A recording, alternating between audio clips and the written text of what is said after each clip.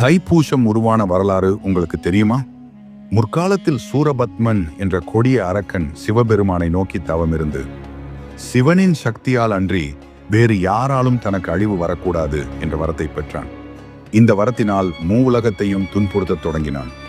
தாரகாசுரனின் கொடுமை தாங்க முடியாத தேவர்கள் கைலாய மலைக்கு வந்தனர். சிவபெருமான் ஆழ்ந்த தியானத்தில் இருந்தார். தேவர்கள் சிவபெருமானே, எங்களை காப்பாற்றுங்கள் என்று வேண்டினார்கள். தேவர்களின் வேண்டுதலை ஏற்ற சிவபெருமான் தன் தியானத்தை கலைத்து நெற்றிக்கண்ணை திறந்தார். அதிலிருந்து தாங்க முடியாத வெப்பத்துடன் 6 தீப்பொறிகள் வெளிவந்தன. அந்த 6 தீப்பொறிகளின் வெப்பம் மிக அதிகமாக இருந்ததால் அக்கினி தேவனும் வாயு தேவனும் அவற்றை தாங்கிக் கொண்டு கங்கையில் சேர்ப்பதற்காக எடுத்துச் சென்றனர். கங்கை நதியால் கூட அந்த வெப்பத்தை தாங்க முடியவில்லை. எனவே அந்த தீப்பொறிகள் நாணல் புற்கள் நிறைந்த சரவண பொய்கை என்ற குளத்தில்